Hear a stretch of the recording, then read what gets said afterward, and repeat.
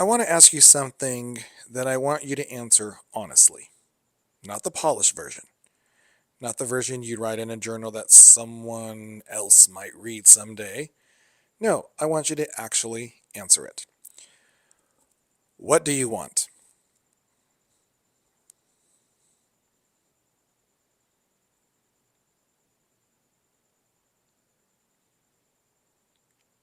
Okay, and now go one level deeper. Why do you want it?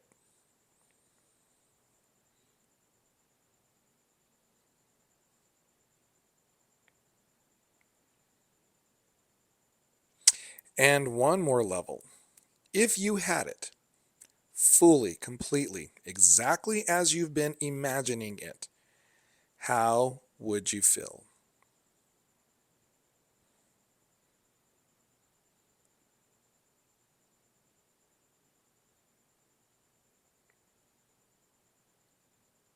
Okay, that feeling, that state, that quality of inner experience that you believe the thing will give you, that is what you're actually asking for when you manifest.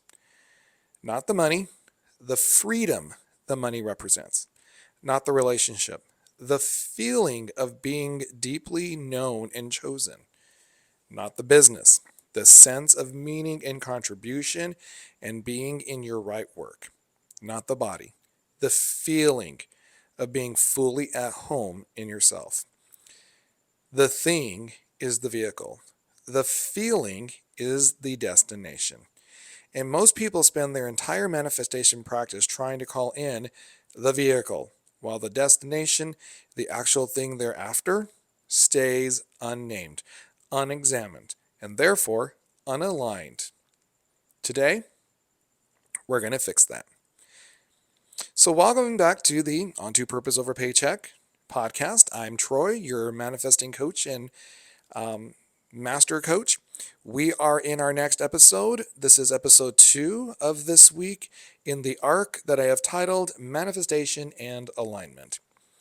In the first episode of this week, we established the foundation. We talked about why manifestation without identity alignment produces inconsistent results. We also defined manifestation honestly as the process of bringing your inner world into alignment with the desired outer reality and then taking aligned action from that place. And we introduced the 3 levels of alignment: belief, identity, action. Today, we go into something that sits underneath all 3 of those levels. Something that, when it's unclear, makes every level of an alignment harder than it needs to be. And when it's clear, makes the whole process feel almost effortless. We're going into desire, the real kind, not the goal on the vision board, the thing the goal is pointing at.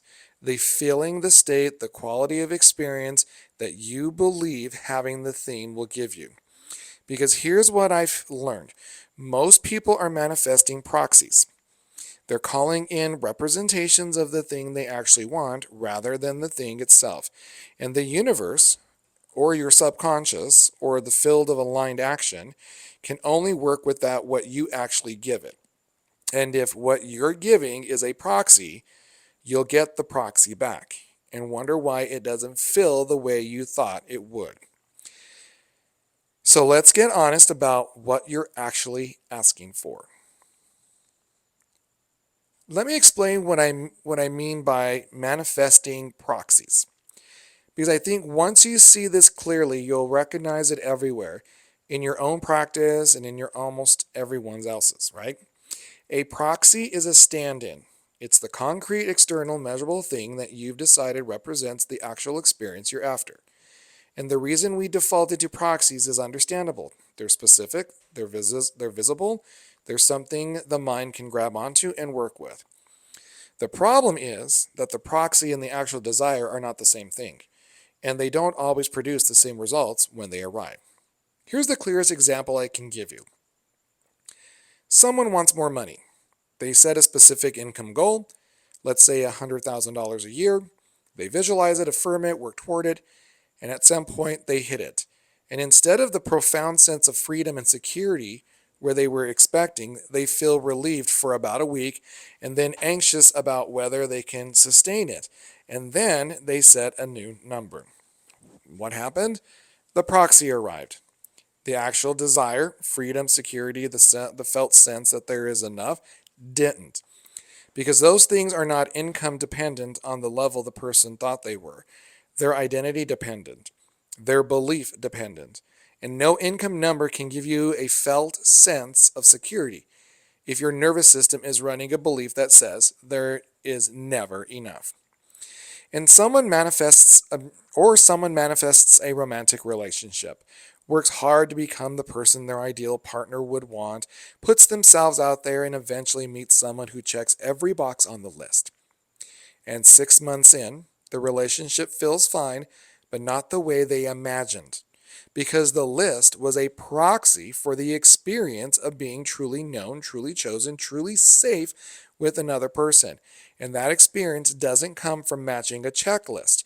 It comes from two people showing up vulnerable and fully, which requires a completely different kind of inner work that lists optimization. The proxy is not wrong. The income goal is real. The relationship is real.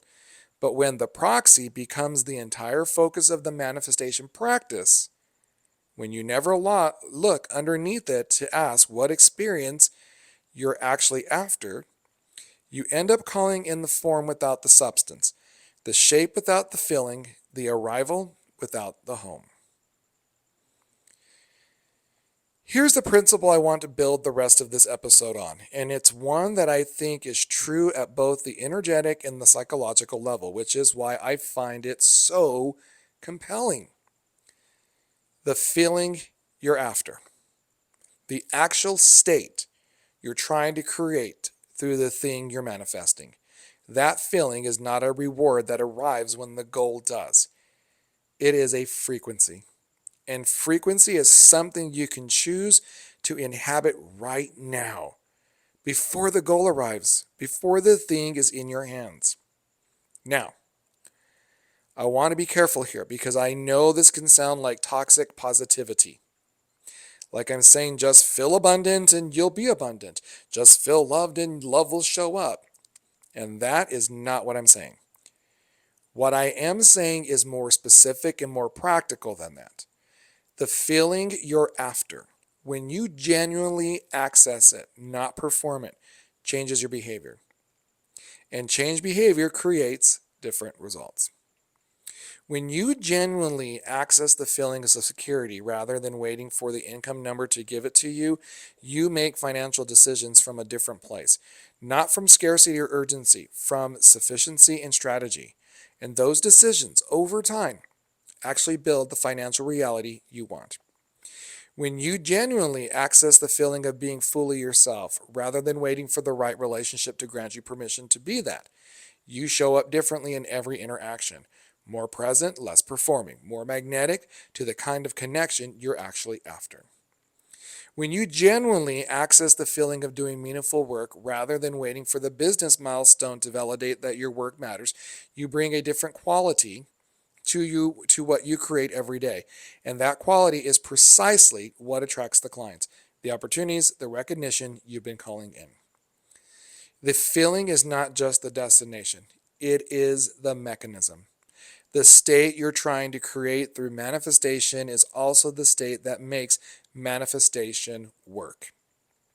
So, which means the most powerful thing you can do for your manifestation practice is not to get clear on the go. It is to get clear on the feeling and then to find ways to genuinely access that feeling now in your current life with your current resources before the external proof arrives. That's what we're building toward in this episode. Your feeling map. Your actual desire named clearly underneath the proxy.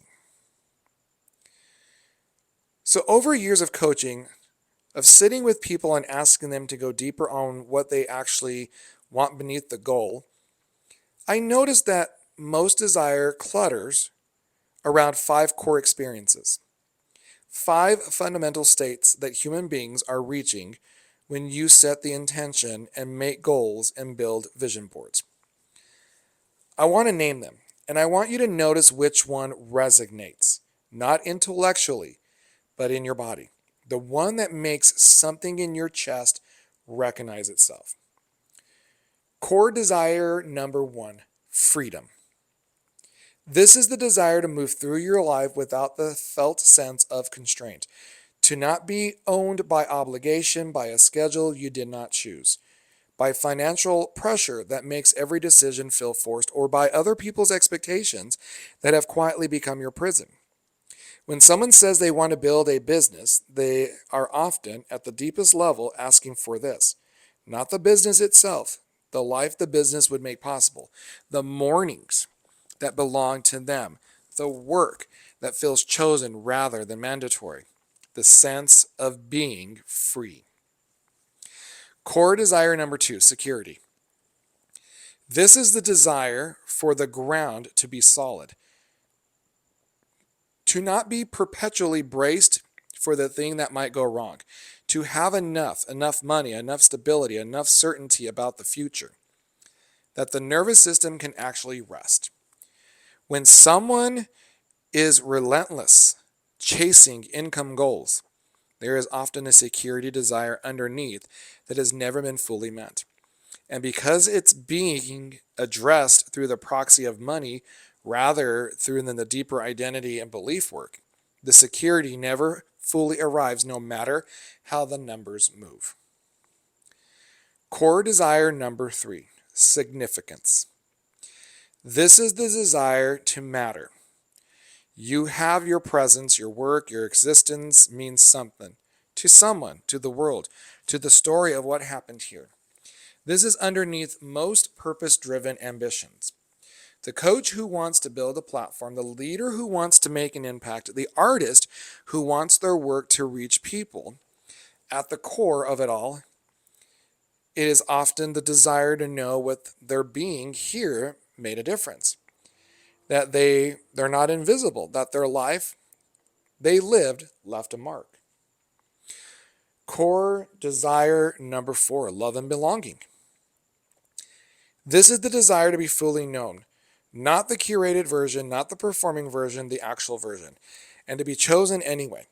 To belong somewhere deeply, to have a relationship where you don't have to earn your place or manage your presentation, where you can be the full, complicated, contradictory, beautiful, real thing you are, that is enough. The desire shows up in the relationship goals, yes. But it also shows up in the business goals more than people realize. The desire to build a community, to be recognized, to be seen and validated. Often the thing being asked for is not the achievement. It's the belonging the achievement seems to promise. Core desire number 5, aliveness. This is the one that's hardest to name and the one I see most consistently underneath the goals of people who are already successful by conventional measures and still feel like something is missing. It's the desire to feel fully present in your life, engaged, awake, not going through the motions, not performing the role, actually there, in your body, in your relationship, in your work, feeling the full texture of the experience rather than watching it from a slight distance. Most people who come to purpose work are chasing aliveness. They've built impressive lives and they're not fully inside them. The goal they think they're after is often, at the deepest level, a search for the feeling of being genuinely alive. Freedom, security, significance, love and belonging, aliveness. Sit with those 5. Sit with those 5. Which one or which combination is the real thing underneath what you've been calling in? I want to give you a practice, something you can do today before we go any further in this theme. I call it the desire excavation, and it's exactly what it sounds like, a process of digging down from the surface level goal to the core desire underneath. It has 5 layers, each one a question, and the instruction is to keep going. Don't stop at the first answer. That sounds good. Keep going until you hit something that feels true in your body. not just coherent in your mind. Here we go. Layer 1. What do I want? Name the specific goal, the concrete, external thing. Don't edit it for how it sounds. Write it down exactly. Layer number 2. Why do I want it? What do I believe having this will give me or allow me to do or fill? Write that down too. Layer 3. If I had that, the thing from layer 2, how would I feel? What would be different about my inner experience? This is where most people start to get closer to the real thing. Write the feeling words. Be specific. Not just happy. What kind of happy? Peaceful, expansive, grounded, lit up, safe. Layer 4. Is there anything in my current life that gives me a taste of that feeling? Even a glimpse of it? And if so, what is that telling me about where the real desire lives? Layer 5. What would change about how I show up, how I make decisions, how I move through my days, if I genuinely believed that feeling was already available to me right now before the goal arrived? That fifth layer is where the manifestation work lives, because that is the question of aligned action. If I already felt free, what would I do differently today? If I already felt secure, what decision would I make that I've been postponing? If I already felt significant, how would I show up in my work? Those questions don't just clarify your desire, they activate it. They move you from wanting for the feeling to arrive with the goal to choosing the feeling now and letting it guide the actions that build the goal. Do this practice before our next episode. It will make everything that follows significantly more useful. So I want to address something that comes up almost every time I do the work with someone, and that I suspect might be coming up for some of you right now as you're sitting with those excavation questions. Sometimes the desire you find underneath the goal is something you've been afraid to want, something that feels too big, too selfish, too much, something that if you said it out loud, you worry would reveal something unflattering about you, something you've been quietly hoping for a while, telling yourself you shouldn't want it that much. I want to talk to that. First, wanting things is not a character flaw. Desire is not greed. Ambition is not selfishness. The longing for a bigger life, more impact, more freedom, more love, more aliveness, those are not signs that you're ungrateful or spiritually immature. They are signs that you are alive, that you have a soul that is oriented toward expansion, that you are, at your core, a created being who's built to reach for more than what currently exists. The spiritual tradition I have found most useful at this point says something like, your desires are not accidents. They are not random. They are pointing at something real, at a life that is genuinely possible for you, genuinely yours to live. And suppressing them doesn't make you humble. It makes you unavailable to your own purpose. Second, the desire you're afraid to want is almost always the most important one to name, because the fear around it is proportionally to how real and how important it is. Small desires don't scare us. The ones that scare us are the ones that, if we fully commit to them, would require us to become the version of ourselves we've been circling, the next level version we've been building toward across 3 arcs of this show. The desire that scares you is likely the most aligned one you have, and it deserves to be named. Not shouted from the rooftops, if that doesn't feel right, but named. Honestly, privately, in the practice. So it can be worked with rather than suppressed. You are allowed to want what you actually want. All of it. The whole thing. Without qualifications. Say it out loud to yourself first, if that's where you need to start. But say it. Okay. So you've done the excavation, or you're going to. You name the core desire underneath the goal. You know the feeling you're actually after. Now what? Now you build what I call the feeling bridge, a deliberate daily practice of accessing the core beliefs in your current life before the goal arrives, so that the frequency you're operating from is already aligned with what you're calling in. Here are the principles. The universe, or your subconscious mind, or the field of aligned action, responds to state, not to requests.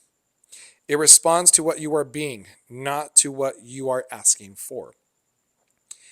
And if the state you're operating from every day is scarcity, anxiety, proving, or waiting, then that is the frequency your life is organized around, regardless of what your vision board says. But if you can find genuine access, even brief, even imperfect, to the state you're actually after, and you start operating from the state even in small ways, even in your current circumstances before the external reality has shifted, everything starts to move differently.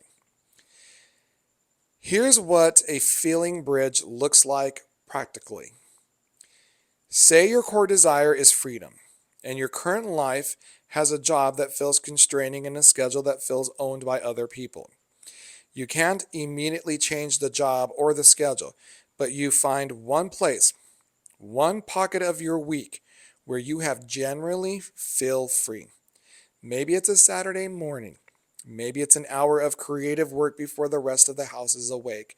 Maybe it's a walk without your phone. Something that gives you a genuine lived experience of the feeling. You protect that pocket fiercely. You show up for it consistently, and you use it not just as an escape from the constraining parts of your life, but as proof that the feeling is real and available and already present in your experience.